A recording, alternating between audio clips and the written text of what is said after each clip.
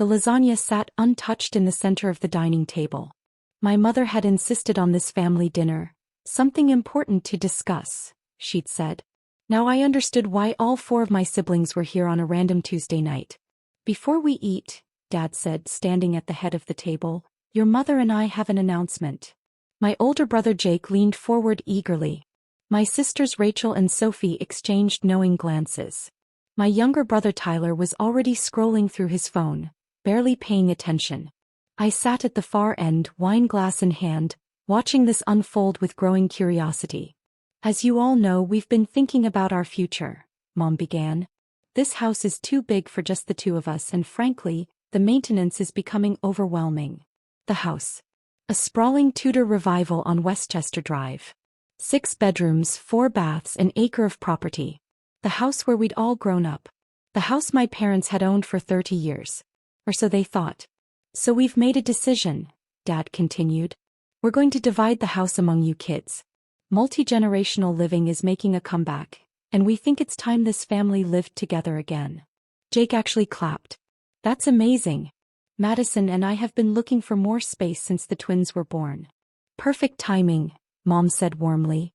We're giving you and Madison the master suite. It's the biggest bedroom and you'll need the space with 2 babies. Rachel raised her hand like she was in school. What about me and David? You'll get the 2 bedrooms on the 2nd floor, Dad said. 1 for you, 1 for your home office. We know how important your remote work is. Rachel beamed. Sophie was practically vibrating with excitement. Sophie, you and Marcus get the guest suite over the garage, Mom continued. It's like a separate apartment. Very private. Oh my God, that's perfect. Sophie squealed. Tyler, you get the basement bedroom, Dad said. We'll finish it properly. Add a bathroom, a small kitchenette. Your own bachelor pad. Tyler finally looked up from his phone. Seriously? That's sick. 4 siblings assigned. 4 spaces claimed. I took a sip of wine and waited. Mom turned to me with a tight smile. And Vanessa, we know you're very independent, so we thought you'd appreciate the sunroom. We can set up a daybed and you'll have your own entrance through the back patio. The sunroom. A converted porch with windows on 3 sides. No heat. No real walls. Basically a glorified greenhouse. The sunroom, I repeated flatly. It's actually quite charming. Mom said brightly. Lots of natural light. You're always working anyway, so you won't be here much. Jake pulled out his phone. Should we start planning the move? Madison's been packing already. We can be here by next month. Hold on, I said quietly. Before everyone starts packing, can I ask something? What is it, honey? Mom's voice had that patronizing edge I'd heard my entire life. Who exactly is giving away the bedrooms? Dad frowned. Your mother and I, obviously. It's our house. Is it? The table went quiet. What kind of question is that? Dad's voice had an edge now. We've lived here for 30 years. You've lived here for 30 years. Past tense. I pulled out my phone and opened my email. Dad, when did you last check the actual property deed? I don't need to check the deed on my own house. Actually, you do. Because things change. I scrolled through my messages. Let me ask you something else. Do you remember 2 years ago when you were having financial trouble? The property tax bill that was 6 months overdue. Mom's face went pale. That was a temporary cash flow issue. It was $47,000 in back taxes plus penalties. The county was about to put a lien on the house. You called me crying at midnight, remember? Dad sat down heavily. We worked that out. I worked it out. I paid the back taxes. All $47,000, plus the $18,000 penalty. Then I paid off your home equity loan. Another $180,000. And then I bought the house from you for the remaining mortgage balance of $290,000. Complete silence except for the sound of Tyler's phone hitting the hardwood floor.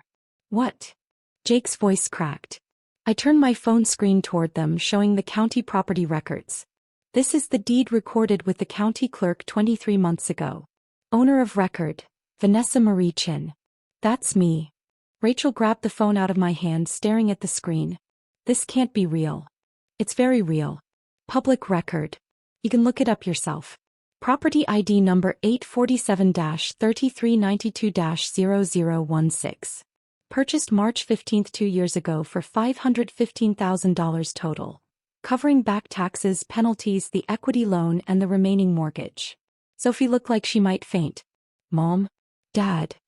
Mom's hands were shaking. That was supposed to be temporary. You said you were helping us. I was helping you. By buying your house before the county seized it.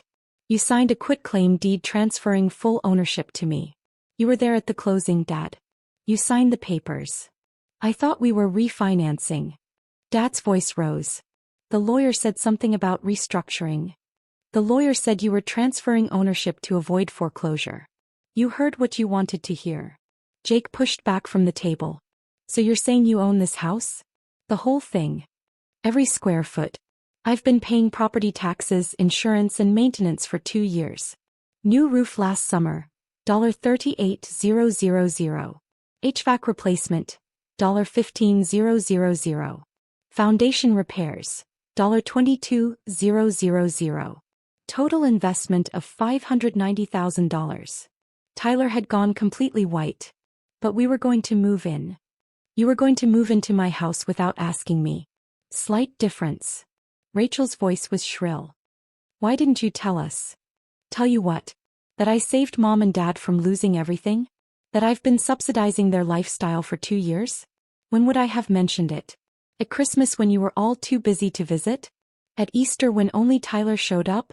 At Mom's birthday when nobody called? The accusations hung in the air like smoke. This is insane, Jake said. You can't own the family house. I don't just own the family house. I pulled up another document. I own a real estate portfolio worth $2.1 million. This house, plus 3 rental properties downtown, plus a commercial building on 5th Street. But you wouldn't know that because none of you ever asked what I do for a living beyond something with finance. You said you were an analyst, Sophie protested weakly. I am an analyst. A senior investment analyst who makes $220,000 a year. Who's been investing in real estate since I was 26. Who built something substantial while you all assumed I was barely getting by. Mom found her voice. You let us think we still owned it. For 2 years, you let us believe this was our house. You never asked. You've been living here rent-free and I've been paying every bill. I was trying to let you keep your dignity. But apparently that courtesy made you think you could give away my bedrooms. Dad's face was red. We're your parents. How can you do this to us? Do what? Save you from foreclosure? Pay your debts? Maintain your property? Or refuse to let you divide up my house like it's community property? Under the table my phone buzzed. A text from my attorney Marcus Webb. Documents ready. Should I proceed? I typed back. Yes. Send everything. What happens now? Rachel asked, her voice small. Now you all go home. To your actual homes. Not my house. You're kicking us out? Mom's voice broke. We're your family. I'm not kicking you out. You can't be kicked out of somewhere you don't live. But Mom and Dad. I looked at them directly. We need to have a different conversation. About rent. About expectations. About the fact that I've been your landlord for 2 years without any of you knowing it. Rent. Dad looked like I'd slapped him. You want us to pay rent? Market rate for a house this size is $4,200 a month. I'll give you a family discount, $2,500. First month due in 30 days. We can't afford that. Mom cried. Then you need to downsize. There are nice 2-bedroom condos in Riverside for $1,800 a month. Much more appropriate for 2 people. Jake stood up abruptly. This is extortion. This is reality. I own the house. I've been generous for 2 years. That ends now. We'll fight this, Rachel said. We'll get a lawyer. Go ahead. My attorney is Marcus Webb at Morrison & Associates.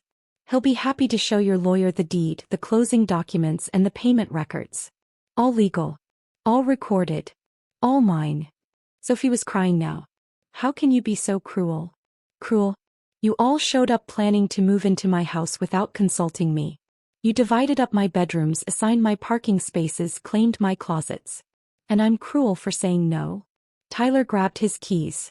I'm out of here. Good idea. You should all leave. This is still my parents' home until we work out new arrangements. But it's not your future housing solution. One by one my siblings left. Jake slammed the door. Rachel was on her phone calling her husband before she reached her car. Sophie left crying. Tyler peeled out of the driveway. Mom and Dad sat in stunned silence at the dining table. The lasagna had gone cold. The family dinner had imploded. "I can't believe you did this," Mom finally said. "At a family dinner. In front of everyone. You announced housing assignments at a family dinner. In front of everyone." "I just corrected the facts." "We're your parents," Dad said weakly. "Doesn't that mean anything?" "It means I spent $515,000 saving you from foreclosure. It means I've spent another $75,000 on maintenance and taxes. It means I've let you live here free for 2 years while I paid for everything. That's what it means." Mom's face crumpled. "Where are we supposed to go?" "You're not going anywhere yet. But things change. You can stay here but you'll start contributing. Or you can downsize to something you can actually afford." "We built a life here," Dad said. 30 years of memories. Our children grew up here." "I know. That's why I bought it instead of letting the county take it. But that doesn't make it yours anymore. It makes it mine." The truth settled over them like a heavy blanket. "When do you need an answer?" Dad asked quietly. "Take a week. Talk to a financial advisor. Figure out what you can actually afford. Then we'll discuss terms." Mom stood up shakily. "I need to lie down." She left the room without another word. Dad started clearing the table mechanically, his movements slow and defeated. "For what it's worth," he said without looking at me, "we really didn't know you owned it. I signed papers but I don't know what I thought.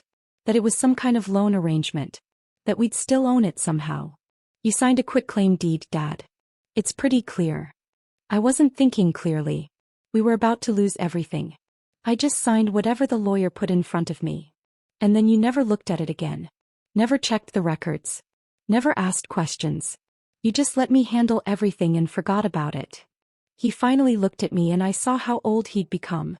"You were always so independent. So capable. We thought you didn't need us. I didn't need you.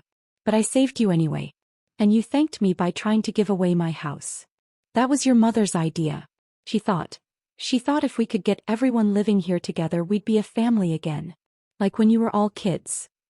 "We're not kids anymore," I said. "You can't force a family bond that doesn't exist." Dad put down the plates. "What you said about the investment portfolio, is that true?" "Every word. I've been building it for 6 years. Started small, reinvested, grew it. This house is my biggest asset but not the only one. We had no idea. You never asked. You all thought I was the struggling single daughter with a boring finance job. It was easier than seeing the truth." He looked down. "I'm sorry, for not seeing you, for not asking, for taking you for granted." It was the first real apology I'd ever heard from them. "I know," I said. "But sorry doesn't change the facts. I own this house.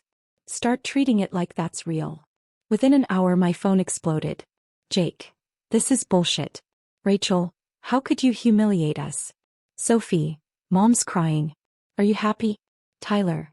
Guess the sunroom wasn't good enough for you." I blocked Jake and Rachel. Left Sophie's message unread. Replied to Tyler. The sunroom wasn't even a bedroom. Think about that.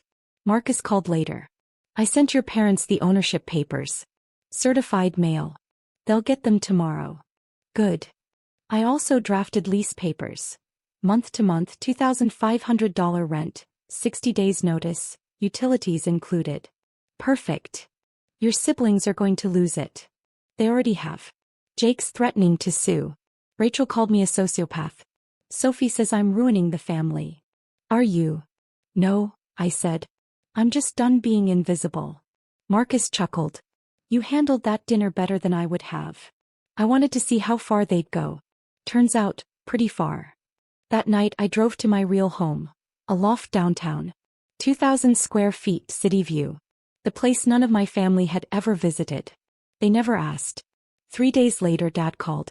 We got the documents. And we've been looking at finances.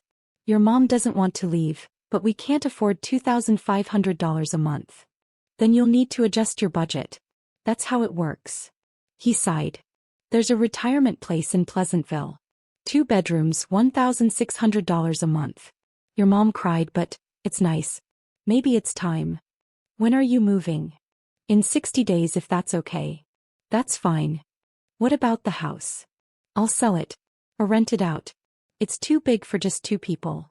He paused. Your mom wants one last dinner. Just us 3. She wants to apologize, for real this time. I'll think about it. That's more than we deserve. He was right. But I went anyway. 3 weeks later I sat in the same dining room. Fewer plates. Same lasagna, but homemade this time. Thanks for coming, Mom said stiffly. Sure. We ate in silence until she set down her fork. I need to say this. I nodded. We failed you, she said. We took you for granted. We ignored your success. You saved us and we pretended it didn't happen. Then we tried to give away your house. Her voice shook. You were always the easy one. So we focused on the others. We thought you didn't need us. We stopped paying attention. Dad took her hand. We were embarrassed, Mom said. Ashamed that you had to save us. So we pretended you didn't. We thought that dinner would fix the family. We didn't think about how it made you feel. It wasn't even a real room, I said softly. I know, she whispered, crying. You deserved more. You deserved respect. Instead we gave you a sunroom. You could have just asked, I said. Before dividing up my house. I would have said no, but at least you would have asked. Dad nodded. We should have asked. About everything. We stopped seeing who you were. It wasn't perfect, but it was real. I'm not giving you the house back, I said. We don't expect you to, Mom said.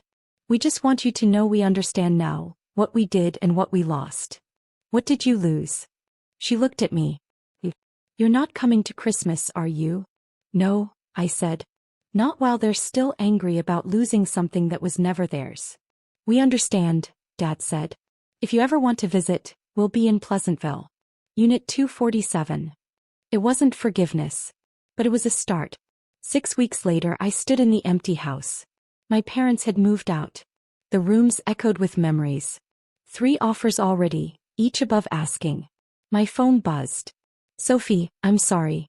I understand now. Can we talk? Maybe I texted. Give me time. Another buzz, from the investor. Final offer. $780,000 cash, 30-day close. I looked around the quiet house one last time. The kitchen, the old bedroom, the sunroom glowing with light. Then I glanced at my portfolio app. My other properties, my savings. My life. Till I texted back. Send the contracts. The house would belong to someone else soon. But the lesson would stay with me. Sometimes saving your family means saving yourself first. Sometimes love means walking away. The sunroom glowed as I left. They'd offered me a greenhouse. I built an empire instead.